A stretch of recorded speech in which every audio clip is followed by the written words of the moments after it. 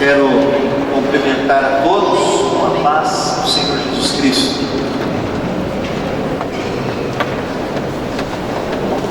Hoje vamos começar uma série durante 4 domingos, primeiro, segundo, terceiro e quarto domingo, sobre o significado do casamento.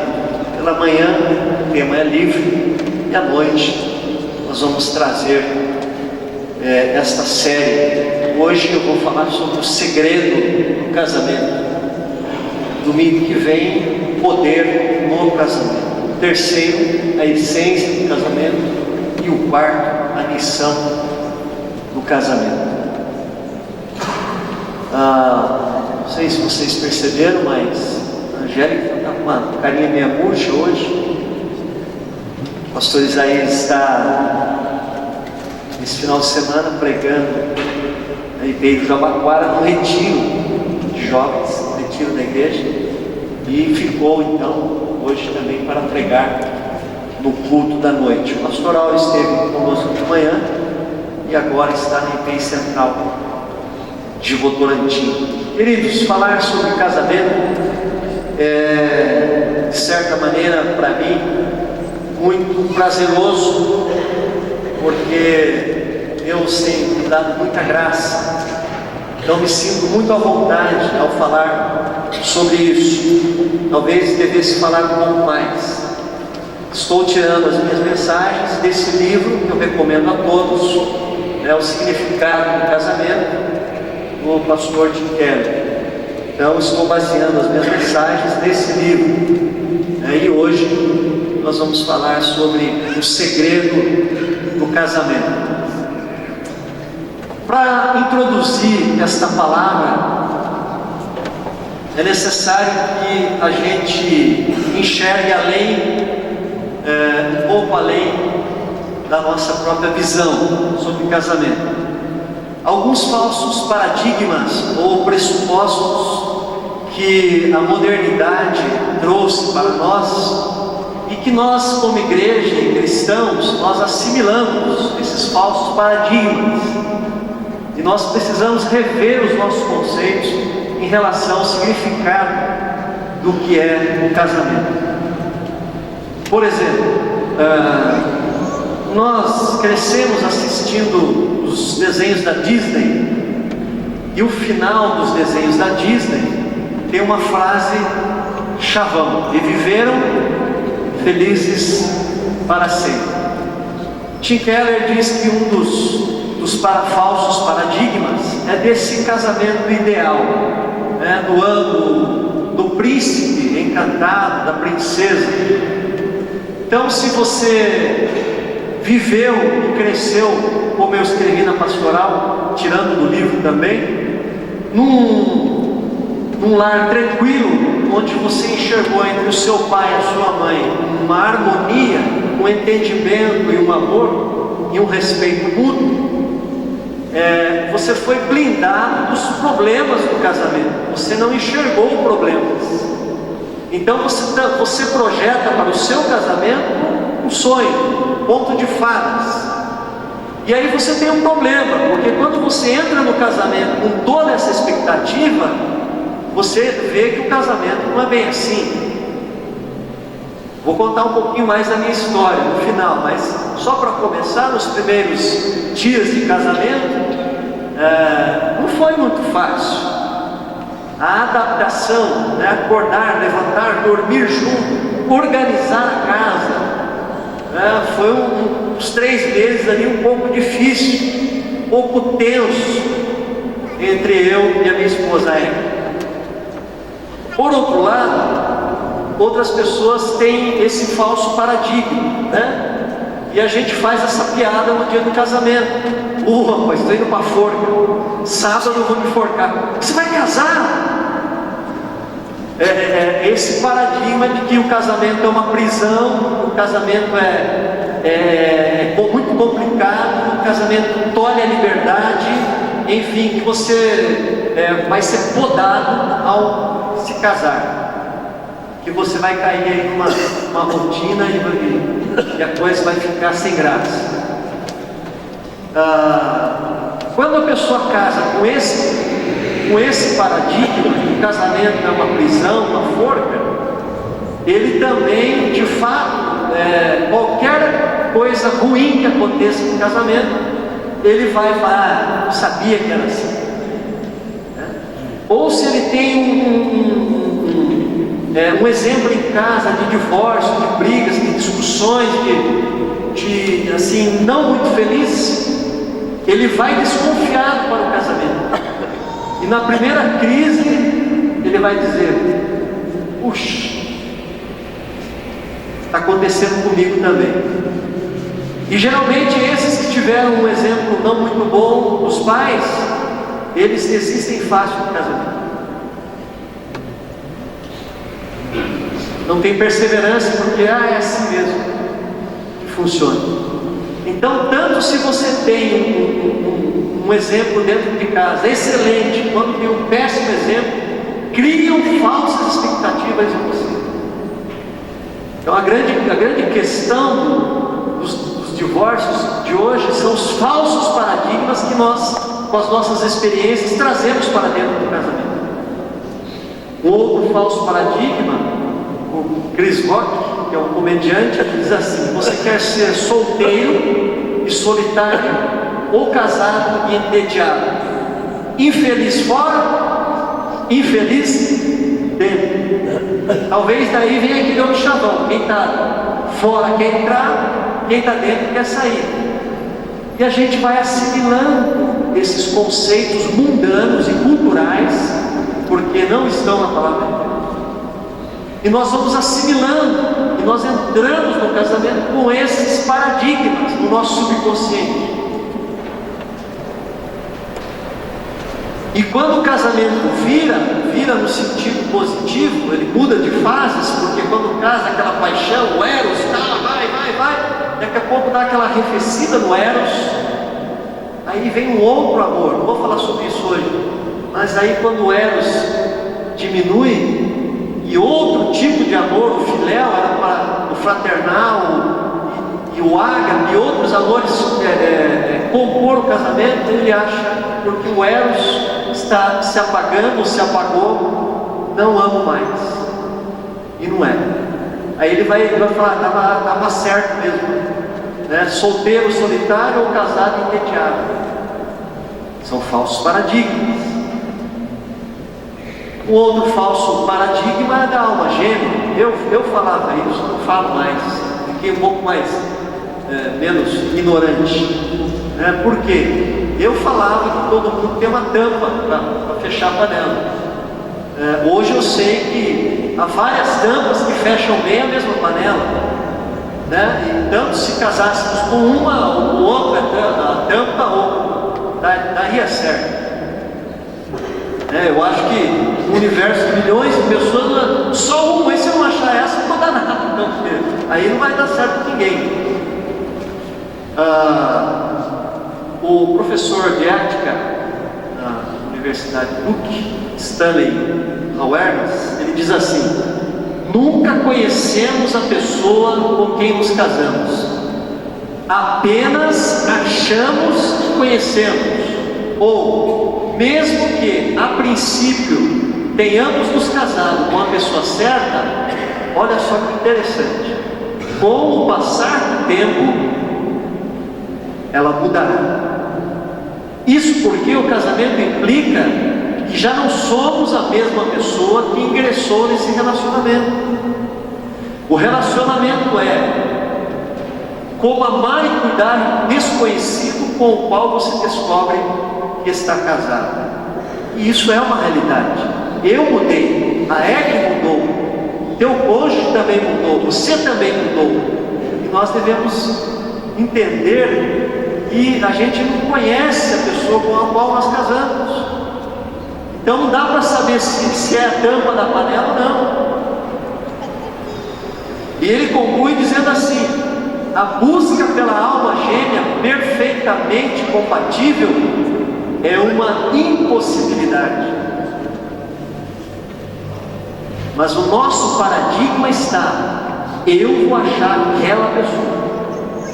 Se eu achar, tudo resolvido. E não existe isso. Nós desenvolvemos isso. Lógico, a psicologia explica que existem casais simétricos e casais assimétricos. Que os casais simétricos ou semelhantes, ou mais parecidos, têm melhores chances de ter um casamento mais harmonioso, que os casais assimétricos são muito diferentes. Agora, esse paradigma da tampa da panela, da alma gêmea, não existe. A busca pela alma gêmea perfeitamente compatível é uma impossibilidade.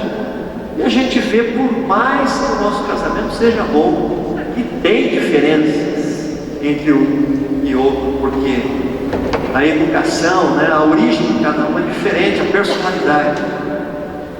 Bom, domingo que vem eu trago outros falsos paradigmas. Agora vamos falar um pouquinho da história do casamento.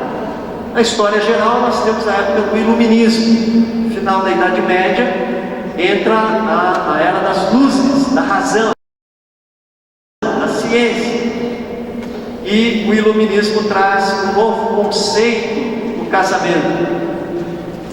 Antigamente, antes do Iluminismo, o casamento era tido como um bem maior, um bem social, um bem coletivo. Ele servia para refletir a glória de Deus, para formar o caráter dos filhos e educar os filhos. Era a ideia do nós. Então a família estava acima do eu. Depois do Iluminismo, que tira Deus do centro e coloca o homem no centro, a ideia de casamento mudou. Ele redefiniu o seu propósito como sendo uma gratificação individual. Então agora, depois do Iluminismo, a ideia do casamento é que o casamento promova o eu. Eu preciso ser feliz. Eu mereço ser feliz. Eu devo ser feliz. Eu busco outro para ser feliz. Para eu ser feliz. Agora, essa ideia trouxe vários problemas. Presta atenção. Hoje, tanto para os homens como para as mulheres, o casamento não é um modo de formar caráter e criar uma comunidade, uma família, uma vila, um bairro, uma cidade, mas de alcançar objetivos pessoais. Todos estão à procura de um parceiro que satisfaça seus desejos emocionais, sexuais e espirituais. E aí nós temos um baita problema, porque se eu entro numa relação buscando isso, se eu espero do outro que ele satisfaça todas essas coisas na minha vida, olha só o que acontece.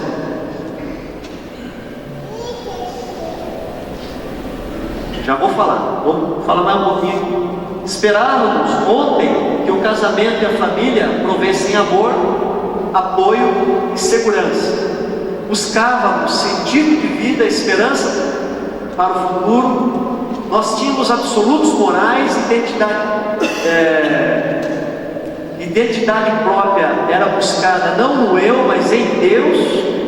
E a identidade própria era buscada a partir da crença na eternidade. Nós vivíamos a nossa vida aqui, pensando lá no celeste por vir, na eternidade. Hoje, a nossa cultura pós-moderna nos leva a crer que é impossível ter certeza dessas coisas, ou mesmo saber se elas existem. Esses absolutos morais, Deus, vida eterna, tudo isso é questionável hoje. A lacuna deixada pelo conceito da família, pela busca da fé, pela busca do sentido da vida em Deus e na eternidade, agora é substituída pelo amor romântico. Então a pessoa ela não foca a sua vida em Deus, naquilo que Deus quer, mas ela foca a sua vida na sua própria felicidade. E essa felicidade, ela não joga mais em Deus, na fé, na eternidade na palavra, ela joga todas as suas fichas no amor romântico. O dia que eu achar o meu príncipe encantado, eu vou ser feliz. Queridos, isso é normal de avaliar hoje. Quando eu casar, eu vou ser feliz. Aí casou, aí vê que está meio assim. Quando eu tiver um filho, eu vou ser feliz. Depois vê que o filho dá trabalho. Quando eu comprar uma casa na praia, eu vou ser feliz. E fica sempre assim. Eu vou ser feliz quando eu tiver isso ou isso.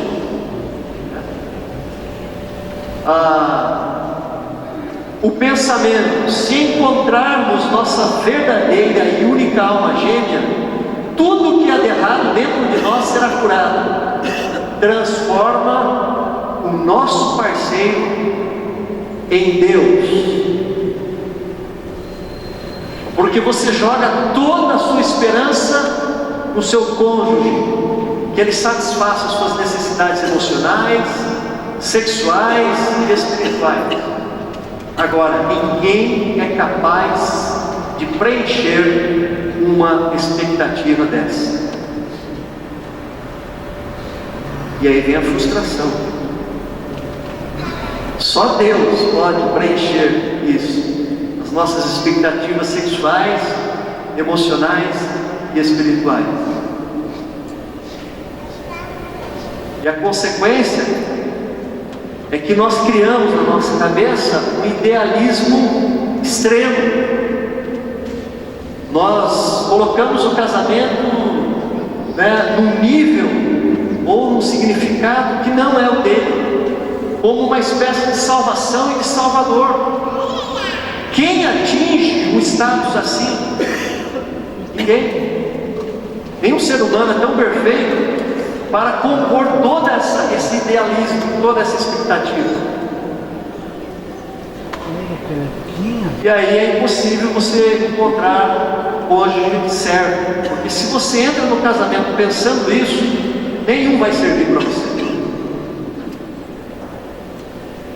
O que tem acontecido hoje é que muitos jovens estão adiando o casamento, porque namoram, observam, olham, e nenhum daqueles que estão próximos do seu convívio preenche esse ideal tão alto que cada um coloca para o casamento. E perdem também excelentes cônjuges em potencial, porque os consideram inadequados. Vai considerar mesmo, porque com esse ideal do príncipe encantado que não tem defeito, que vai te salvar, ou da princesa que não tem defeito, que vai te salvar, as pessoas apostam demais no casamento como sendo uma relação que vai salvar. Quando eu casar, minha mulher vai dar um jeito em mim. Ou a moça diz, ele é desse jeito, mas quando casar eu ponho ele na linha. Misericórdia.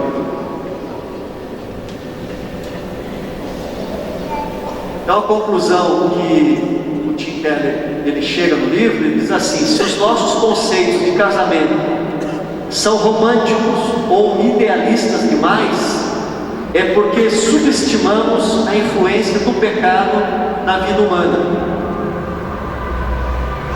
Nós precisamos entender que esse idealismo não existe porque a matriz está corrompida, tanto a matriz feminina quanto a matriz masculina.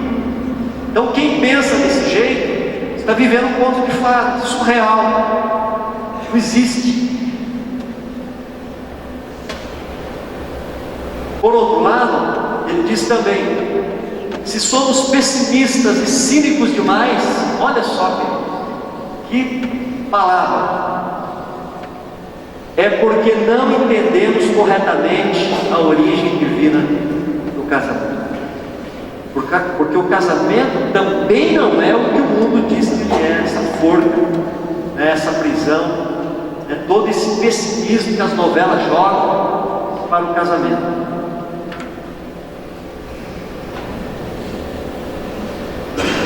Então vamos ao manual. Efésios 5, 31, 33 a 33.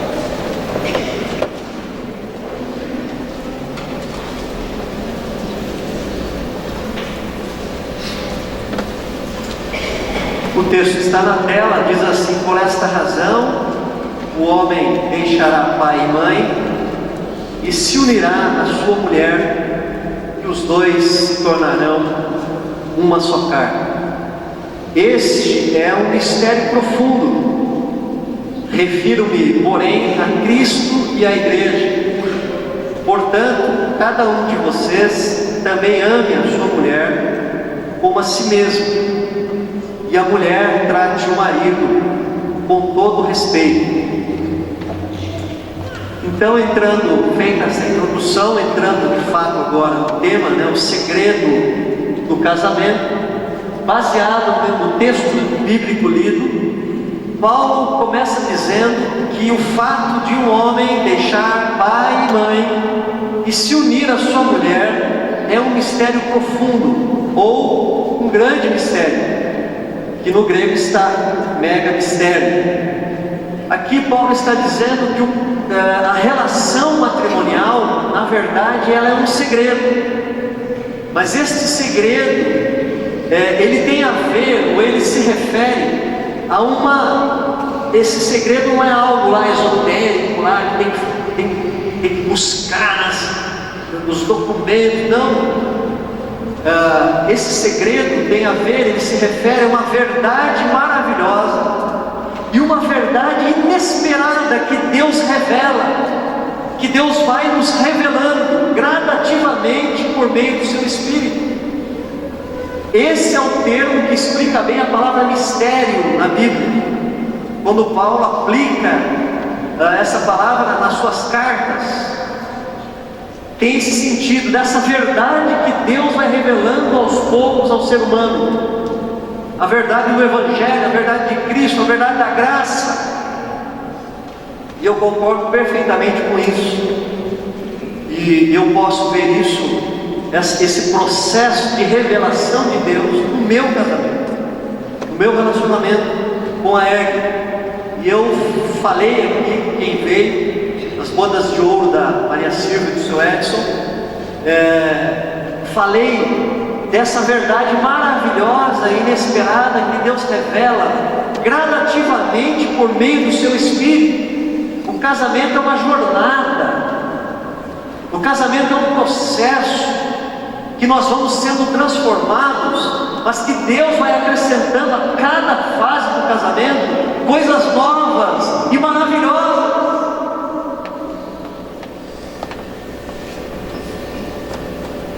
De fato, isso é um mistério que vai sendo nos revelado por Deus com o passar do tempo. Por isso nós não precisamos entrar naquele paradigma do comediante solteiro, solitário, casado ou entediado. Não devemos aceitar isso, porque existe uma renovação pelo Espírito Santo dentro do nosso relacionamento. Mas Paulo prossegue, Paulo disse que o segredo é esse. Ele se refere a quem? A Cristo e à Igreja, indicando o que ele já tinha dito no versículo 25. Versículo 25 ele diz: marido, cada um de vós ame a sua mulher, assim como Cristo amou a Igreja e a si mesmo se entregou por ela. Queridos, resumindo, o segredo do casamento, segundo esse texto de Paulo, não é apenas o casamento em si, mas o entendimento, olha que forte isso, o entendimento da mensagem que os maridos devem fazer pelas esposas aquilo que Cristo fez pela Igreja.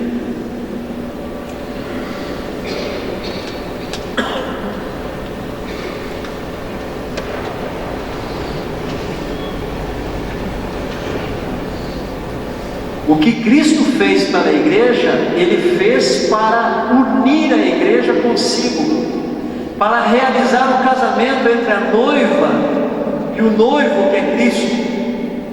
Jesus se entregou por nós. Apesar de ser igual a Deus, Ele abriu mão da sua glória e assumiu a nossa natureza humana. Jesus abriu mão da sua natureza divina e gloriosa. E Ele foi além disso. Ele morreu, voluntariamente na cruz, a fim de pagar a pena dos nossos pecados. Ele removeu a culpa e a condenação para que nós pudéssemos ser unidos a Ele, casados com Ele. Ele abriu mão de sua glória e do seu poder e Ele se tornou servo. Jesus morreu para os seus próprios interesses e cuidou das nossas necessidades e dos nossos interesses. O serviço sacrificial de Jesus, que nos uniu a Ele de uma forma tremenda e profunda, foi esse amor sacrificial de Jesus. Portanto, Paulo diz: esta é a chave, não somente para entender, mas esta é a chave para vivenciar o casamento. O grande propósito do casamento, que digamos é loucura para a nossa cultura, é retratar a relação entre Cristo e a sua igreja.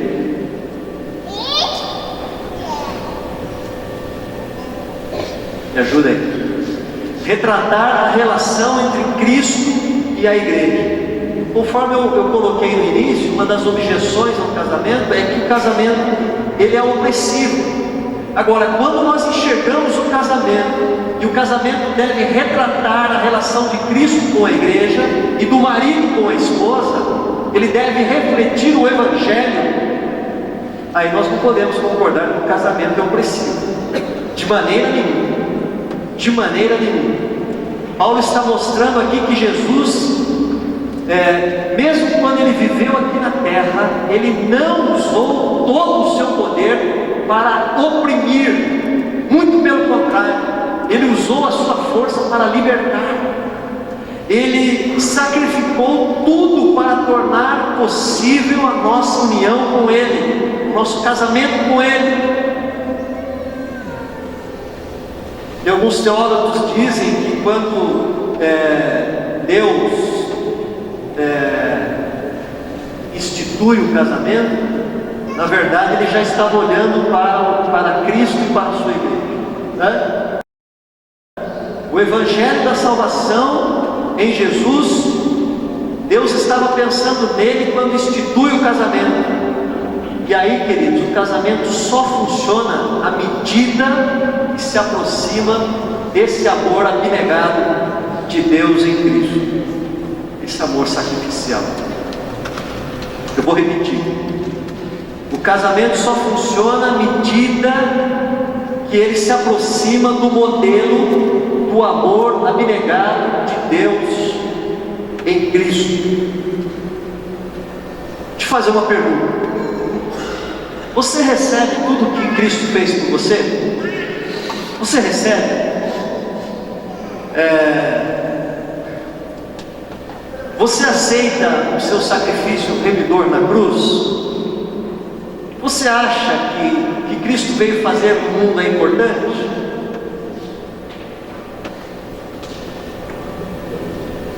Então comece por aqui.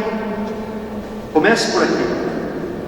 Faça por seu cônjuge aquilo que Deus fez por você em Cristo. E o resto está feito. O resto virá por consequência disso. Este é o segredo. Que o Evangelho de Jesus e o casamento se explicam um ao outro. Quando Deus inventou o casamento, Deus já pensava na obra redentora de Cristo. E aí, queridos, nós chegamos à seguinte posição: nós devemos nos opor a essa escolha binária, né? Nós colocamos aqui num conto de fadas ou aquele pessimismo da forma. Nós não precisamos pensar nessas duas opções, não precisamos nos sujeitar a esses dois paradigmas. Nós devemos nos opor a isso. Por quê? Porque o Evangelho não nos oferece uma escolha como a pós-modernidade quer, que é a satisfação pessoal, nem como a antiga escola dizia, daquele sacrifício. Porque não dá para escolher satisfação e deixar sacrifício de lado. Não dá para escolher sacrifício ou pensar no nós, no coletivo, sem deixar a satisfação do lado. Não funciona. Por que não funciona? Porque Jesus Cristo experimentou os dois: sacrifício e satisfação. Por isso a nossa escolha deve ser a satisfação mútua que se realiza por meio do sacrifício mútuo. Não há satisfação sem sacrifício.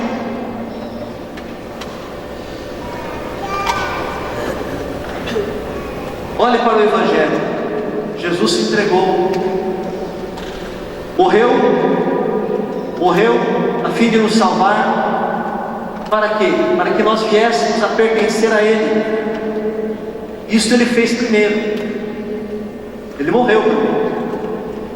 Agora nós nos entregamos a Ele, porque Ele nos amou primeiro. O seu amor nos constrange, o seu amor nos alcança, o seu amor nos compra, o seu amor nos redime, o seu amor nos perdoa, nos santifica. E agora nós, tocados por esse amor, nós morremos para nós mesmos. Primeiro, quando nos arrependemos e cremos no Evangelho, e em seguida, quando nós nos sujeitamos dia a dia à sua vontade. Não existe um cristão genuíno que não tenha morrido. Ninguém pode nascer de novo sem antes não morrer. Se você está vivo para você, então Cristo não vive em você. Mas quando você morre com Cristo pela fé, Cristo vive em você. Isso se chama novo nascimento. Morre o velho homem e nasce um novo homem.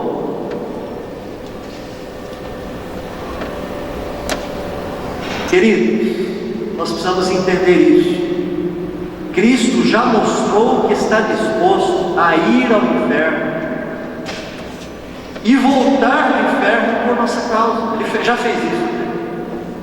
Por isso nós precisamos entender que a sujeição a Cristo não é uma forca, não é uma opressão, não é um tolimento da nossa liberdade, mas a nossa sujeição a Cristo é radicalmente segura e mais, radicalmente libertadora. Jesus disse: quem perder a sua vida por amor a mim vai ganhá-la. Extremamente libertador. Comparando a obra de Jesus que Ele faz conosco, aquele medo de nós entrarmos num relacionamento, de entregarmos por amor, a gente precisa lançar esse medo de que nós vamos perder a nossa própria identidade, que o casamento vai nos sufocar. Na verdade, o ser humano se torna ser humano e se torna pessoa na sua integralidade. Já falei aqui sobre isso. Somente quando ele se completa com o gênero oposto.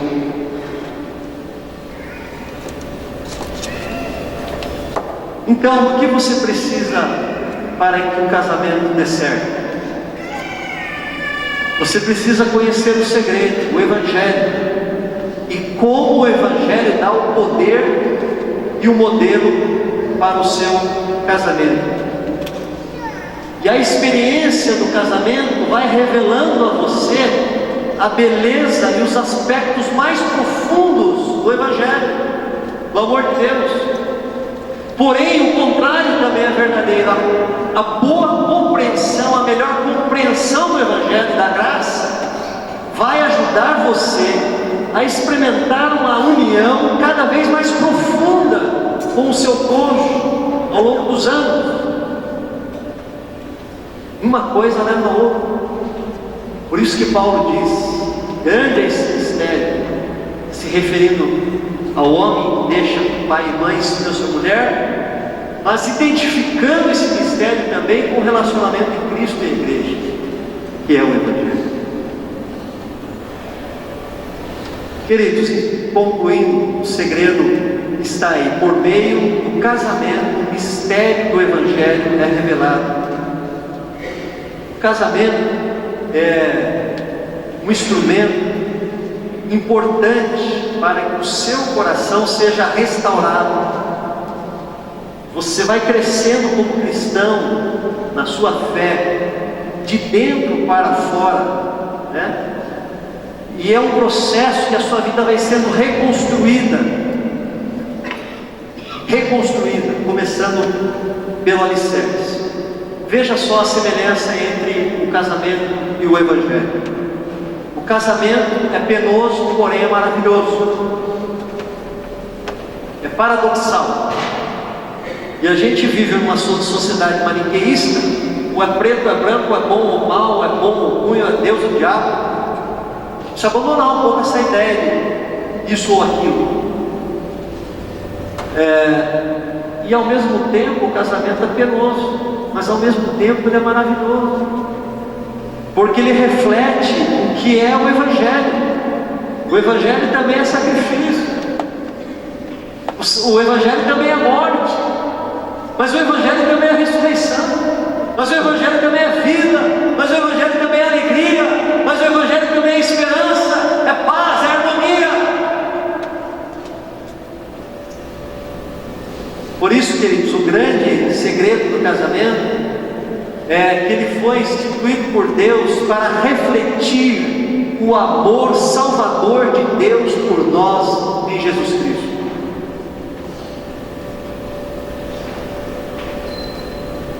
Não sei se você já tinha ouvido isso, mas pense muito bem nessa noite sobre essa frase que está aí no telão. O casamento é para refletir o amor salvador de Deus por nós em Jesus Cristo. A relação com o seu cônjuge deve ser a mesma relação de Cristo com a igreja e da igreja. Você tem vivido o seu casamento nessa perspectiva? Quer comais, quer bebais, quer casais, fazei tudo, façais tudo para a glória de Deus. E esta ideia derruba qualquer falso paradigma de que o casamento é uma forca, uma prisão ou é um tédio. Porém, ao mesmo tempo, desbanca essa visão extremamente egoísta dos jovens modernos, de que o casamento é para a satisfação do seu eu narcisista. Se o jovem cristão entra no casamento nessa perspectiva, ele não vai com aquela ânsia de suprir as necessidades mais profundas do seu ego narcisista. Ele vai com uma visão muito mais realista, bíblica e coerente do casamento, do que aquela expectativa irreal que não existe. No casamento, assim como no Evangelho, deve haver o amor e a verdade. A Bíblia diz que o Verbo se fez carne e habitou entre nós, cheio de graça e de verdade, né? O amor sem verdade é um amor sentimentalista. É aquele amor romântico, surreal, nos apoia, nos motiva, mas também nos mantém num estado irreal, de negação, a respeito das nossas próprias falhas, da falha do nosso cônjuge. Por outro lado, a verdade sem amor é rude, áspera, ela nos dá informações corretas, mas de um modo que nós não somos capazes de ouvir. O Evangelho é assim também. O Evangelho diz: você é um pecador. Jesus diz: você é um pecador, mas eu te amo. Eu te amo. Eu me sacrifico para te salvar. Isso nos constrange a ponto de desejar segui-lo e desejar pertencer a Ele. Esse é o grande segredo. Por meio do Evangelho, e baseado no Evangelho, nós recebemos o poder de Deus e o modelo para a jornada do casamento. O casamento então se torna o maior laboratório da vida cristã, o maior laboratório desse amor sacrificial, porém desse amor redentor e desse amor reconciliador, desse amor que une o homem e a mulher, o ser humano em Jesus. Eu encerro relendo o texto, versículo 32 e 33, este é um mistério profundo. Refiro-me, porém, a Cristo e à igreja. Portanto, cada um de vocês também ame a sua mulher como a si mesmo, e a mulher trate o marido com todo respeito. Encerrando